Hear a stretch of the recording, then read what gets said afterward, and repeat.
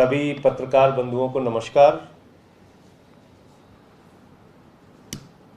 अभी ईडी ने दिल्ली के मंत्री सतेन जैन को 8 साल पुराने एक फर्जी केस में गिरफ्तार किया है, जिस मामले में एक नहीं, 2 नहीं, 7 बार वो ईडी के सामने पेश हो चुके थे।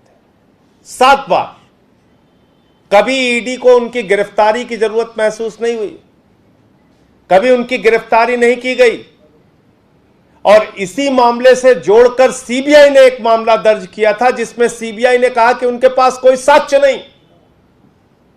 सतेन जैन को क्लीन चिट दिया, लेकिन जैसे ही सतेन जैन हिमाचल प्रदेश के इंचार्ज बनाए जाते हैं, वैसे ही भारतीय जनता पार्टी के पेट में दर्द शुरू हो जाता है।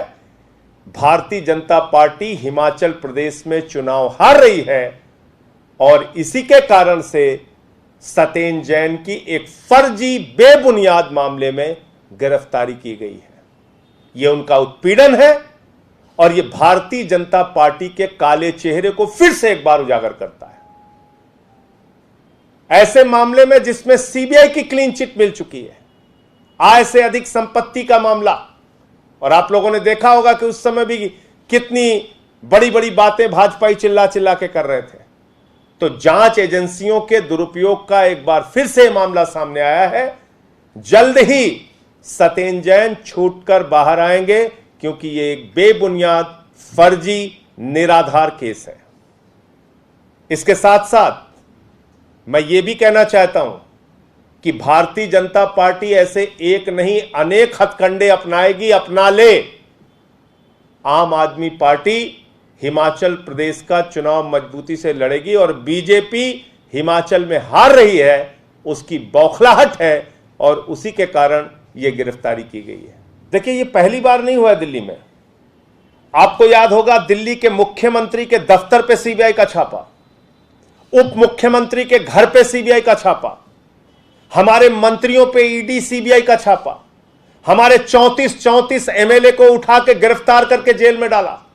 आम आदमी पार्टी को उत्पीड़न की एक नहीं 1000 घटनाएं झेलनी और बर्दाश्त करनी पड़ी है भारतीय जनता पार्टी के इस दुर्भावना की राजनीति के कारण, जांच एजेंसियों के दुरुपयोग के कारण। एक नहीं 1000 घटनाएं, और हर घटना में हम पाक साफ निकल के आए।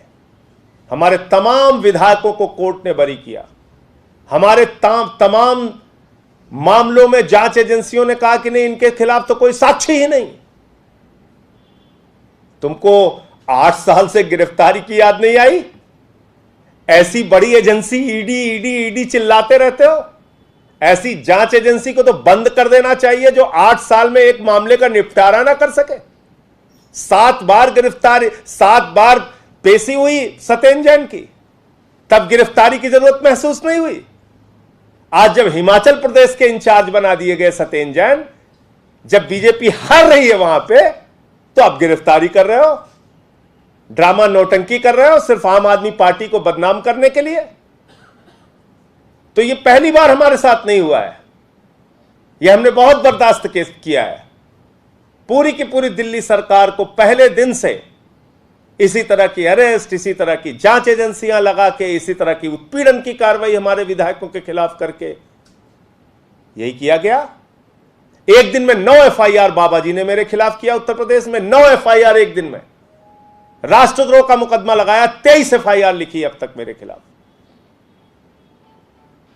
चुनाव लड़ते नहीं हो, चुनाव से भाग जाते हो, हार का डर सताता है तो कुंभकर्ण की नींद से जागते हो, कहते हो अरे रे हिमाचल हार रहे, चलो सतेन जैन को अब गिरफ्तार करो 8 साल पुराने मामले में, जिस मामले में सीबीआई क्लीन चिट दे चुकी है। कह रही नहीं साहब, हमारे पास तो कोई साक्ष्य नहीं है।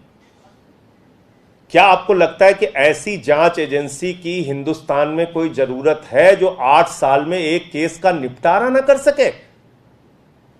8 साल लग जाए उसको एक केस का निपटारा करने में, और देश की अपने आप को सबसे बड़ी एजेंसी कहती है ईडी ईडी ईडी। 7 बार जिस आदमी की पेशी हुई, 7 बार कभी आपको गिरफ्तारी की जरूरत महसूस नहीं हुई, कभी नहीं। और आप कब गिरफ्तार कर रहे हैं? जब उनको आम आदमी पार्टी के मुखिया अरविंद केजरीवाल जी ने हिमाचल प्रदेश का इंचार्ज बना दिया। जब उनकी खुद के नेता हिमाचल प्रदेश के शांता कुमार जी आम आदमी पार्टी की तारीफ करने लगे, हमारी कार्यप्रणाली की तारीफ करने लगे, बोले नहीं नहीं नहीं, ये तो ठीक नहीं है, इसी को पकड़ो जो इंचार्ज है। तो आज बुलाया था जांच के लिए, वो गए जांच में शामिल होने, कह दिया हम लोग जग गए हैं, अब चुनाव आ गया है, अब तुम्हें गिरफ्तार करेंगे। तो करिए, हम लोग के साथ पहली बार तो ऐसा हुआ नहीं। अब मैं बताता रहा हूं, 7 बार हाजिर हुए ईडी के सामने, 8 साल से ये मामला चल रहा है। आप लोग ईडी का नाम सुनते होंगे कि ईडी देश की सबसे मजबूत, शक्तिशाली, भाजपा की जेबी संस्था है, और उस जेबी संस्था ने 8 साल लगा दिए एक मामले की जांच करने में। बताइए आप, सीबीआई ने लिख के दिया कि नहीं दिया कि सत्येंद्र जैन के खिलाफ कोई साक्ष्य नहीं है? क्यों बदनाम किया सीबीआई ने सत्येंद्र जैन को? क्यों इतने दिनों तक जांच चलाई? क्यों इतने दिनों तक टीवी चैनल पे सत्येंद्र जैन के खिलाफ खबरें चली? क्यों चली? एक आदमी की जिंदगी खराब कर दी आपने, और आपके लिए तो कुछ नहीं, सब कड़वा कड़वा थू और मीठा मीठा गप। बाद में कह दिया साहब कुछ मिला ही नहीं। एक आदमी का मान मर्दन हो गया,